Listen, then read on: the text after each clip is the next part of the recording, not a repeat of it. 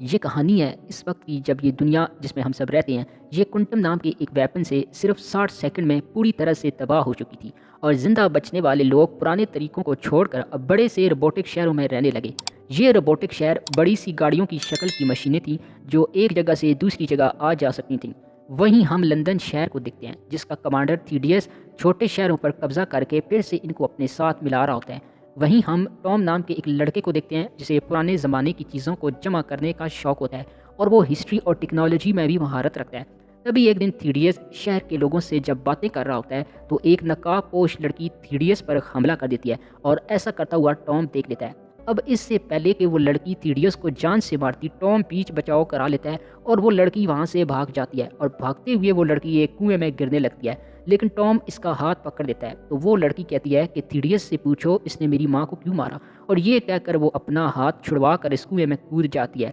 اب اتنی دیر میں تھیڈیس بھی وہاں پہنچ جاتا ہے۔ ٹام گھبرائی حالت میں تھیڈیس سے کہتا ہے کہ وہ لڑکی پتہ نہیں آپ کے بارے میں باتیں کر رہی تھی کہ آپ نے اس کی ماں کو مارا ہے۔ اب یہ سب سن کر تھیڈیس ٹام کو بھی اسی کنویں میں دھکا دے دیتا ہے اور اتنی دیر میں وہاں تھیڈیس کی بیٹی کیتھرین بھی آ جاتی ہے جس کے سامنے تھیڈیس جھوٹ بولتا ہے کہ وہ لڑکی اور ٹام آپس میں لڑائی کرتے ہوئے اس کنویں میں گر گئے، اور یہ کہہ کر تھیڈیس وہاں سے چلا جاتا ہے۔ لیکن اسی دوران کیتھرین کی نظر ایک شخص پر پڑتی ہے جو اوپر کھڑا ہوا دیکھ رہا تھا۔ اب تھیڈیس ٹام اور اس لڑکی کو ڈھونڈنے کے لیے اپنی آرمی بھیجتا ہے تاکہ وہ کنفرم کر سکے کہ وہ لڑکی اور ٹام ابھی زندہ ہیں یا مر چکے ہیں۔ جاز انہیں ڈھونڈ رہے ہوتے ہیں پر انہیں وہ نہیں ملتے کیونکہ یہ پہاڑی چوٹیوں میں چھپے ہوئے تھے۔ تبھی وہ لڑکی جس کا نام ہیسٹر شو ہے وہ ٹام کو دیکھ لیتی ہے کیونکہ اسی نے ہی تھیڈیس کو مارنے سے روکا تھا، لیکن ٹام اپنے ساتھ ہوئے واقعہ اسے بتاتا ہے کہ کس طرح تھیڈیس نے اسے بھی جان سے مارنے کی کوشش کی تھی، اور اب وہ واپس لندن جا کر تھیڈیس کی سچائی سب لوگوں کے سامنے لانا چاہتا ہے۔ اب یہ سب باتیں سن کر ہیسٹر ٹام کو اپنے ساتھ لے جانے لگتی ہے۔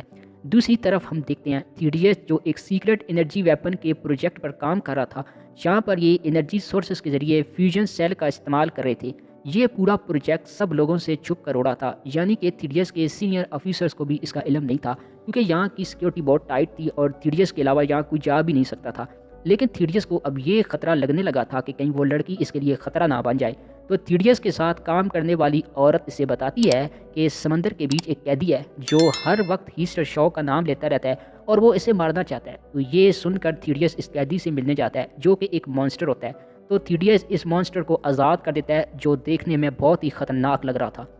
دوسری طرف ٹام اور ہیسٹر پر کچھ ہنٹرز روبوٹک حملہ کر دیتے ہیں، لیکن عین اسی وقت ایک اور سٹی کے لوگ انہیں بچا لیتے ہیں۔ دوسری طرف تھیڈیس کی بیٹی اس آدمی سے ملتی ہے جس نے ٹام کے ساتھ ہوئے حادثے کو دیکھا تھا،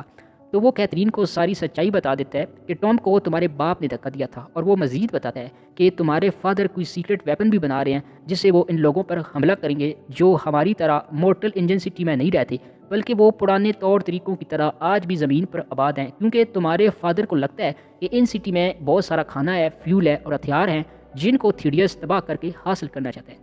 اب اپنے فادر کی اصلیت سن کر کیتھرین بہت غصے میں آ جاتی ہے۔ دوسری طرف ٹام اور ہیسٹر کو بچانے والے لوگ انہیں ایک ایسی جگہ لے جاتے ہیں جہاں پر زندہ لوگوں کی بولی لگائی جاتی تھی، لیکن اسی ٹائم بلینڈر سٹی کی موسٹ وانٹڈ کرمنل اینا فنگ آ جاتی ہے اور اینا یہاں پر سبھی لوگوں پر گولیاں چلا کر ہیسٹر اور ٹام کی جان بچا لیتی ہے، لیکن عین اسی وقت وہی مانسٹر بھی آ جاتا ہے جس کو دیکھ کر ہیسٹر ایسے حیران ہوتی ہے جیسے وہ اس کو جانتی ہو۔ خیر اینا ان دونوں کو اس مانسٹر سے بھی بچا کر اپنے جہاز میں لے جاتی ہے۔ تبھی جہاز میں ہیسٹر بتاتی ہے کہ وہ مانسٹر شرائک تھا اور تھیڈیس نے جب میری ماں کو مار دیا تھا تو پھر اسی نے بچپن میں مجھے گود لیا تھا، لیکن میں بھی پھر اداس رہتی، اور اسی کو دیکھتے ہوئے مانسٹر نے مجھ سے وعدہ کیا تھا کہ وہ مجھے بھی اپنی طرح ایک مانسٹر بنا دے گا تاکہ تمہیں کوئی بری یادیں نہ آئیں، اور اسے اب ہمیشہ مانسٹر کے ساتھ ہی رہنا ہوگا۔ لیکن کچھ دن پہلے اسے پتہ چلا کہ تھیڈیس ابھی زندہ ہے، تو وہ مانسٹر کے پاس سے بھاگ گئی اور اس نے مانسٹر کے ساتھ کیے وعدے کو توڑ دیا، اور اسی وجہ سے وہ اب اسے مارنا چاہتا ہے۔ دوسری طرف لندن شہر کے سینئر کمانڈر کو پتہ چل جاتا ہے کہ تھیڈیس پھر سے دنیا کی تباہی کے لیے ایک سیکرٹ ویپن کے پروجیکٹ پر کام کر رہا ہے، تو وہ فوراً اس پروجیکٹ کو بند کرنے کا آرڈر دے دیتا ہے، لیکن تھیڈیس اپنے سینئر آفیسر کو ہی موت کے گھاٹ اتار دیتا ہے۔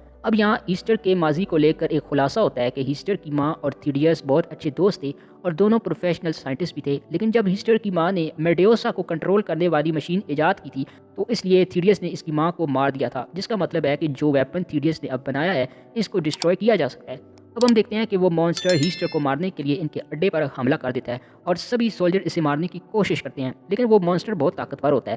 لیکن تبھی وہ مانسٹر ہیسٹر کو روتا ہوا دیکھ کر رک جاتا ہے۔ کیونکہ مانسٹر نے ہی بچپن سے اسے پالتا آیا ہے اور اسے اب اس سے محبت ہو گئی تھی اور وہ ہیسٹر کو ایک لاکر دیتا ہے۔ اور اب یہ سب لوگ اس انسانی آبادی میں پہنچ جاتے ہیں جہاں انسان پرانی رسم و رواج کے مطابق رہ رہے تھے، اور اچانک سے تھیڈیس اپنی پوری فوج کے ساتھ اس جگہ ہوائی حملہ کر دیتا ہے اور یہاں پر دونوں طرف سے خوب لڑائی دیکھنے کو ملتی ہے۔ ادھر ہیسٹر، ٹام اور اینا اس ویپن کو تباہ کرنے کے لیے لندن سٹی میں گھس جاتے ہیں، اور ہیسٹر اس لاکٹ کی مدد سے، جو دراصل ایک چپ تھی، اس کے ذریعے اس ویپن کو ڈسٹروائے کر دیتی ہے۔ لیکن دوسری طرف تھیڈیس لڑائی کے دوران اینا کو مار دیتا ہے اور ٹام کیتھرین کی مدد سے لندن سٹی کے پاور سورسز کو تباہ کر دیتا ہے، جس سے روبوٹک سٹی رک جاتا ہے اور تھیڈیس آخر اپنے ہی بنائے ہوئے مورٹل انجن میں کچل کر مر جاتا ہے، اور اس طرح یہ فلم یہیں ختم ہو جاتی ہے۔